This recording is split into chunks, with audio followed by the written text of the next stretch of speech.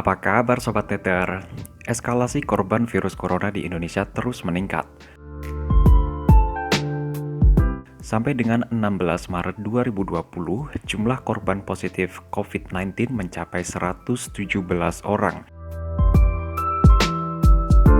Cepatnya peningkatan jumlah korban ini membuat pemerintah melakukan tindakan preventif dengan mengurangi kegiatan berkumpul secara massal. Salah satu bentuk langkah adalah dengan menyelenggarakan kelas daring atau kelas perkuliahan jarak jauh. Kelas daring ini dilakukan tanpa menghadirkan dosen dan mahasiswa dalam satu kelas dan perkuliahan dilakukan secara online. Teknis pelaksanaan kuliah daring ini berbeda-beda untuk masing-masing kampus. Beberapa perguruan tinggi yang sudah resmi melakukan kuliah daring seperti Universitas Indonesia, Universitas Gadjah Mada, ITB, BINUS, Atmajaya, dan 15 perguruan tinggi lainnya. Beberapa perguruan tinggi lainnya sedang mengupayakan kebijakan tersebut. Perkuliahan daring ini tentunya menyunat beberapa ciri yang ada pada komunikasi langsung yang tentunya tidak ada dalam perkuliahan daring. Lantas, seperti apakah komunikasi dalam perkuliahan daring? Berikut beberapa kelebihan dan kekurangan dari komunikasi daring versi kompres ngobrol asik pakai teori.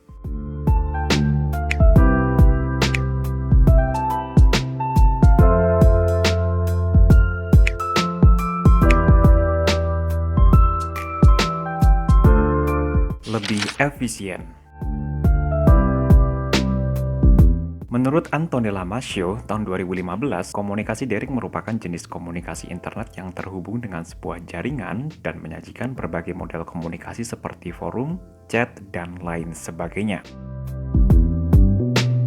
Komunikasi ini dapat dilakukan tanpa harus bertatap muka secara langsung. Mahasiswa dapat mengakses materi dan tugas perkuliahan melalui website yang tersedia. Komunikasi perkuliahan juga bisa dilakukan secara telekonferensi dengan jadwal perkuliahan seperti biasa, namun mahasiswa tidak perlu hadir ke kampus. Cukup menyalakan komputer, smartphone, laptop, dan device lain dengan koneksi internet. Terdokumentasi. Berbeda dengan komunikasi langsung, komunikasi daring dapat disimpan dan dipanggil atau dilihat kembali. Materi dan tugas perkuliahan biasanya sudah tersedia di berbagai jenis website seperti Google Classroom atau website resmi perguruan tinggi. Materi tersebut biasanya berupa dokumen atau video yang bisa di-download secara fleksibel. Ujian juga bisa dilakukan melalui website seperti Quizzes dengan waktu yang telah ditentukan. Melatih tanggung jawab mahasiswa.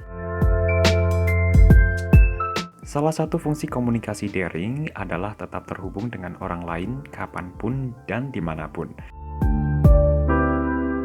Komunikasi yang kita lakukan secara daring dapat diakses setiap hari selama 24 jam, dimanapun dan kapanpun selama kita terhubung dengan internet. Ini tantangan berat bagi mahasiswa karena mereka harus bisa mengatur diri sendiri dalam mengakses materi dan notice deadline. Tidak terbatas.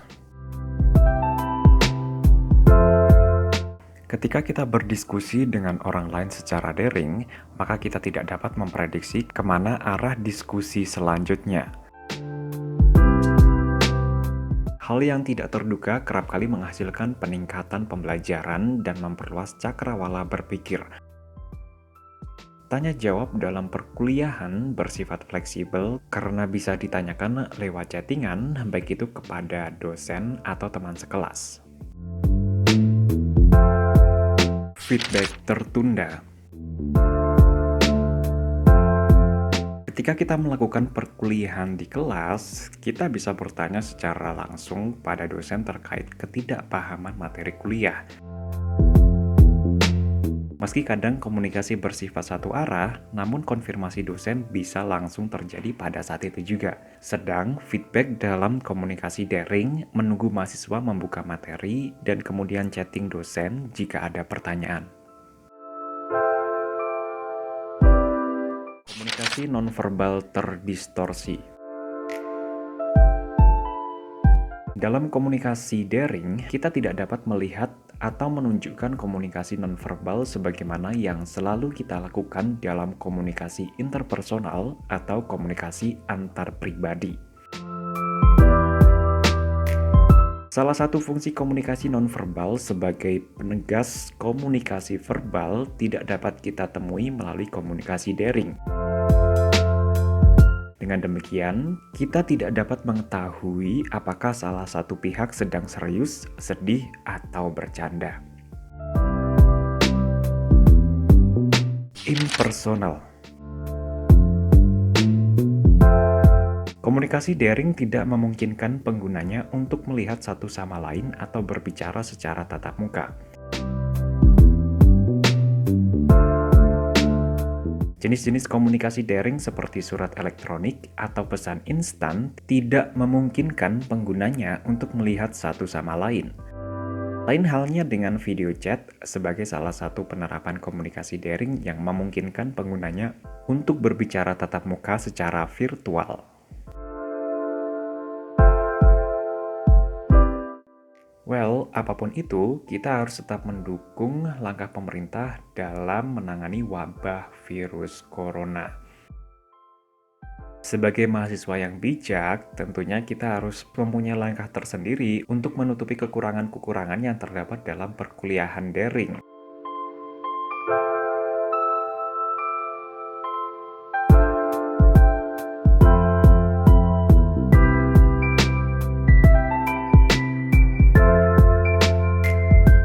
Semoga dari sini kalian bisa mendapatkan manfaat dan kalian bisa berusaha lebih lagi untuk mengejar kekurangan yang ada.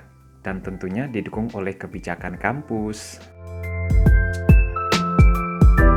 Masih banyak hal menarik lainnya yang bakal Kompres bahas pakai teori komunikasi.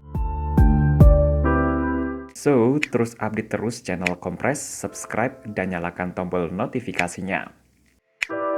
See you Sobat Netter!